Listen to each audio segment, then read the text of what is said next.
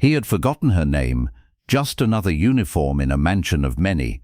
But when he found her curled beneath a blanket of frost on the pavement, he didn't just see a maid, he saw the face that would haunt his sleep and maybe save his soul. Welcome back, my beautiful family and friends. If you're hooked in and you're ready to enjoy this story, click subscribe and let me know in the comments where you're watching from, because tomorrow I will be giving you another story just as interesting as this one, and you don't want to miss it. Now let us begin. Daniel Whitmore stared out the floor-to-ceiling windows of his penthouse as the city below blinked with cold autumn light. His espresso steamed in its handcrafted cup, untouched. A new deal had closed. Another seven-figure victory.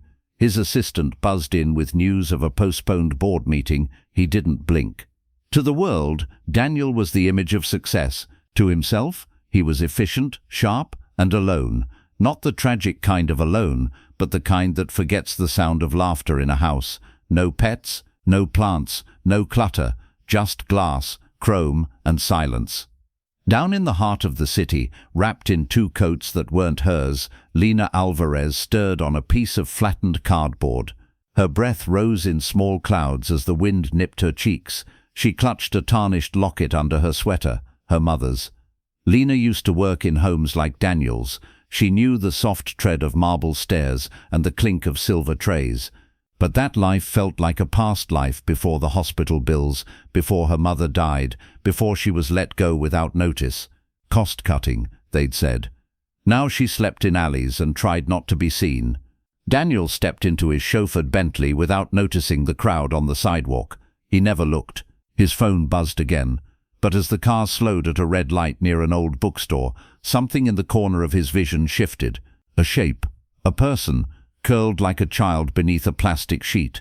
His jaw tightened. Something, it wasn't pity, curled in his chest. "Wait," he said suddenly, startling his driver. "Stop the car." And for the first time in years, Daniel stepped out of his protected world toward a truth he didn't know he was part of. The cold snapped harder when Daniel stepped out of the car. His polished shoes crunched against gravel and frost. The city noises blurred behind him, car horns, chatter, life, but all he saw was the figure curled against the bookstore wall, unmoving. He knelt. The sheet was thin plastic, flapping lightly in the wind. A small hand stuck out, bruised knuckles, bitten nails, dirt in the creases. Her face was turned away. "Miss," he said, uncertain why his voice had dropped. No response. He reached forward, hesitated, then gently tapped her shoulder. She flinched. Her eyes snapped open, and the moment he saw them, those eyes, he felt a jolt, not of recognition, but of something far worse, remorse. "Lina," he breathed. She stared at him in silence, disbelief spreading across her face. Her lips parted slightly. "Mr. Whitmore." It was the first time he'd ever truly looked at her, and she knew it. She sat up, quickly brushing the hair from her face. Her movements were defensive, like someone trying to hide shame with dignity. Daniel said nothing at first. He was stunned. She wasn't just some woman on the street. She had once moved quietly through his house, refilling his coffee, folding his shirts. How had he not noticed her leaving? "What happened?"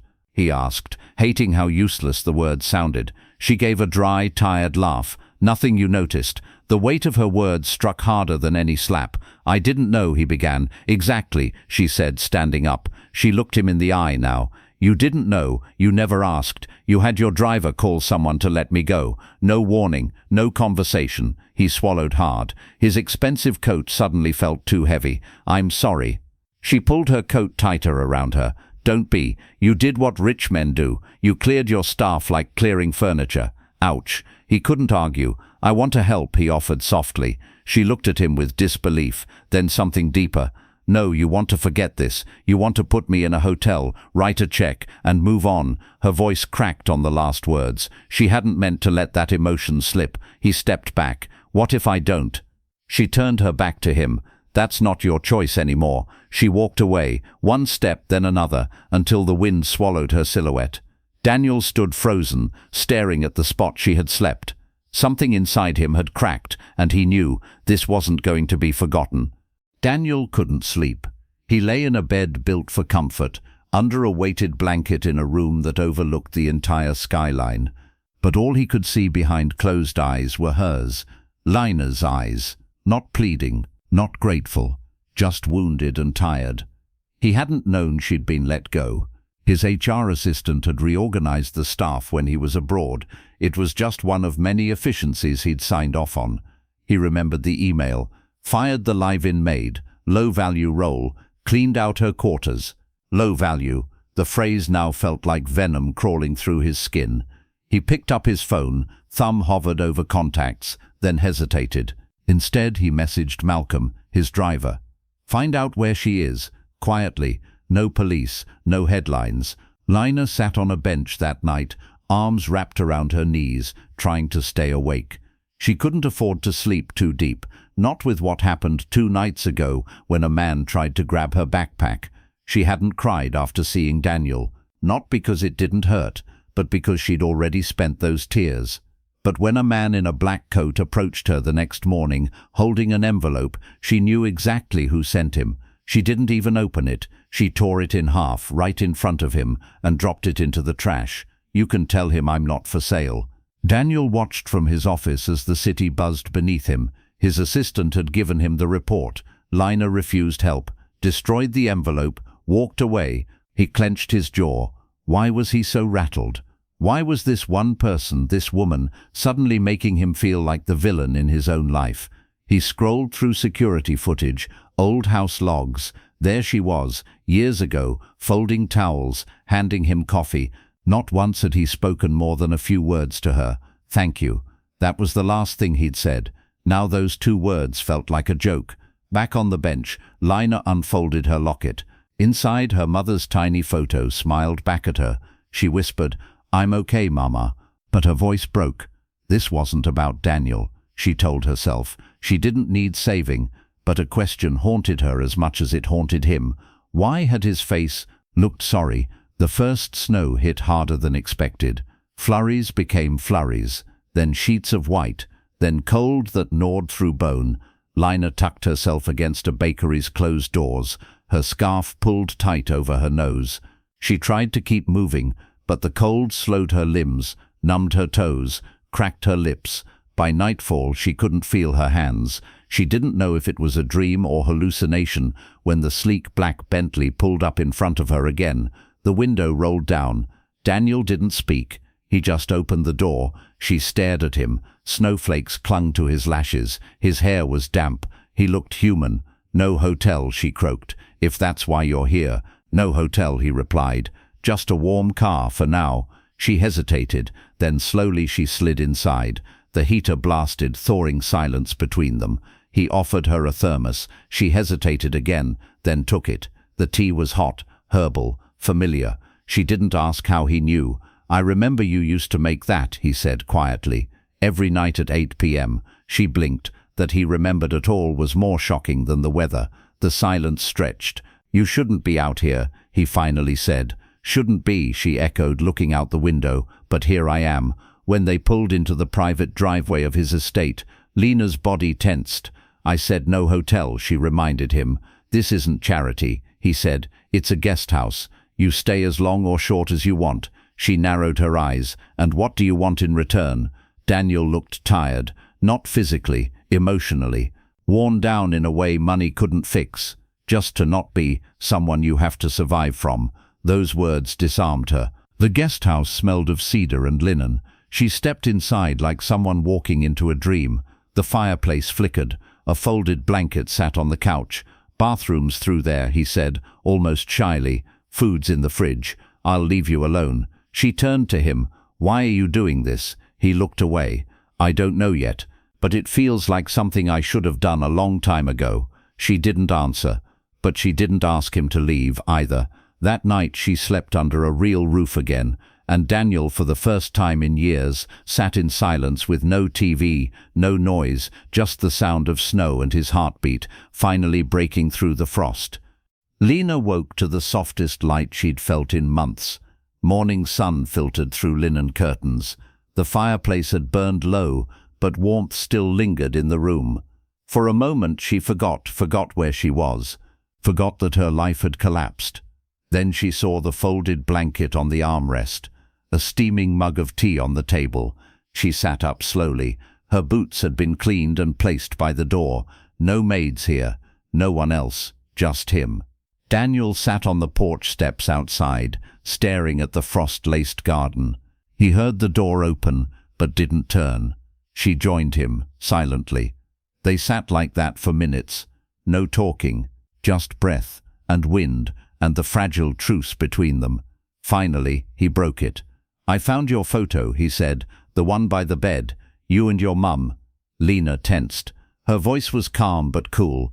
"You went through my things?" "No, I just saw it. I was checking if the room had heat." He pulled the small frame from his coat pocket, carefully wrapped in a towel.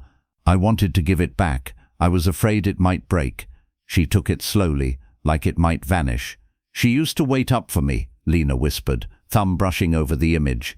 "Even after a 12-hour shift, said it wasn't safe for a girl to walk home alone. I'd bring her pastries from the kitchen when no one was looking."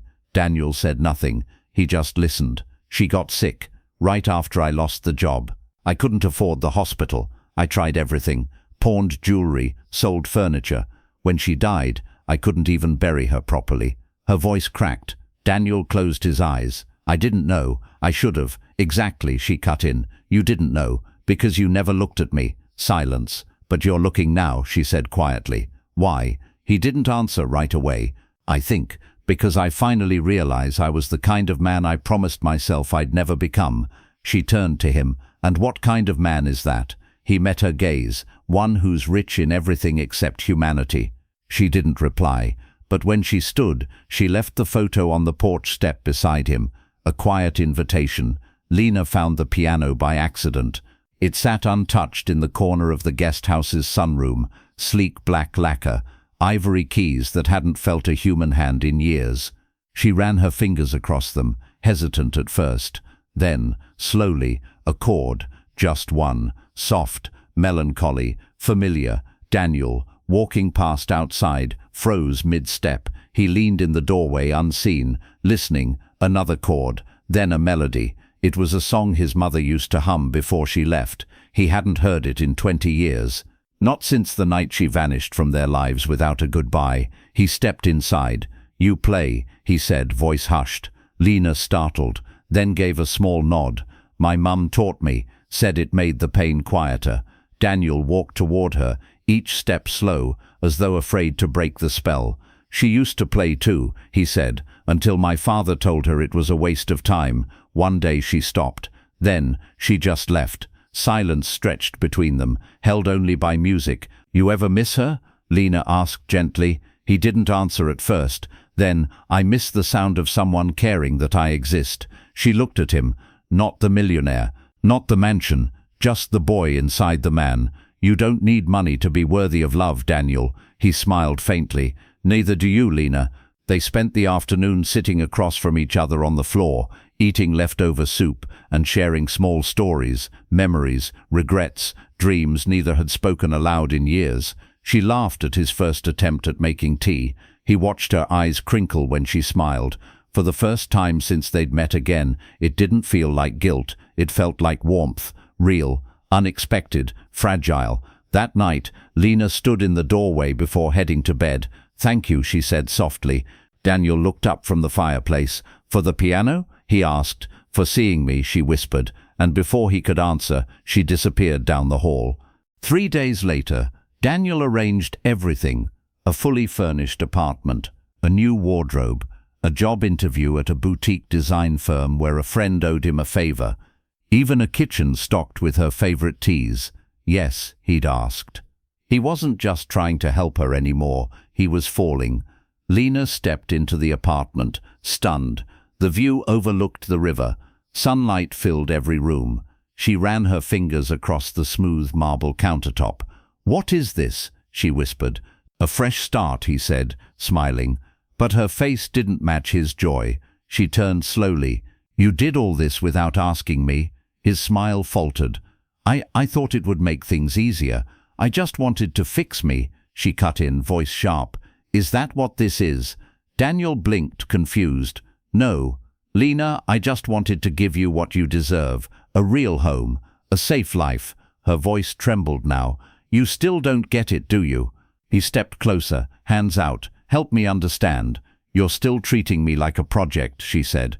Like I'm some broken thing you get to rescue. You don't love me, Daniel. You just love the version of you I make you feel better about. Silence hit like thunder. His voice cracked. That's not true. She pulled back. It is, because if you really saw me as me, you'd know I don't want to be saved. I want to be chosen as an equal, not your guilt offering. He exhaled hard. You're twisting everything I've done, and you're proving that the minute I stop being grateful, I stop being lovable. That one landed deep. A long silence, then she said it, quietly.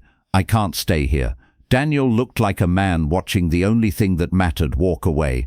Please don't go, he whispered, but she turned. At the door she paused. You're not the monster I thought you were, Daniel. But I think you still don't know how to be the man I need. Then she left. That night, the apartment stayed lit, untouched. The fridge stayed full, and Daniel sat on the floor of the guest house, staring at the piano, hands shaking. He didn't know how to play. He only knew how to lose. Lina didn't go far, just far enough to feel like herself again, whatever that meant now. She spent 2 nights at a women's shelter, slept on a cot beside women with broken pasts and tired eyes. She didn't talk much, just listened, thought, felt. A counselor offered to help her find work. She thanked her and said she'd think about it. But her mind kept circling back to him, to the way he listened, fumbled, cared, imperfectly, but honestly, to the look on his face when she walked away, not angry, not offended, just devastated. Daniel didn't leave the house. He cancelled meetings, let his phone ring out, refused every dinner invitation, every conference, every distraction. He kept replaying her words. I don't want to be saved. I want to be chosen. He walked the mansion like a ghost, paused in the guest house, sat on the edge of the bed she'd slept in. He found her locket still resting on the dresser, and when he held it, for the first time in his adult life, he cried, not for guilt, not for failure, but for never realizing how much it meant to truly see someone. On the 3rd morning, he got dressed, not in a suit, but in jeans and an old sweater from his college days. No driver, no car, just his own 2 feet, walking. He didn't know where she'd be, but somehow he found her sitting in the city park where she used to eat lunch on breaks. She looked thinner, tired, but no less strong. She didn't look surprised to see him. You walked, she asked. He nodded. Didn't feel right showing up with anything more than myself. Silence. Then he knelt down, not out of apology, but out of respect. I don't want to fix you, Lina. I want to walk beside you, even if we're both still figuring it out. Her throat tightened. She hated how easily he could still get to her. You don't owe me anything, she said. He shook his head. Maybe not, but I'm not offering love as a transaction. I'm offering it as truth. Her eyes searched his face, and she saw it. No ego, no grand plans, just a man trying finally to get it right. She reached out slowly, her fingers brushing his. Not forgiveness, not yet, but maybe the start of something new. 3 months later, the city thawed into spring. Trees blushed with new leaves. The sidewalks were no longer lined with frost or quiet despair. Instead, one corner of downtown had been transformed. The sign above a modest brownstone read, Maria's Place, a shelter for new beginnings. Inside, a woman sat at a small desk, reviewing intake forms with quiet strength. Her hair was pulled into a braid. A silver locket hung from her neck, gleaming softly in the light. Lina. She stood, offered tea to a woman trembling with fear and hunger. She listened like someone who'd once sat in the same spot, because she had. Across the room, Daniel hung a new picture frame on the wall, a black and white photo of Lina's mother, smiling with pride, arms around her daughter. He turned just in time to catch Lina watching him. She shook her head, grinning softly.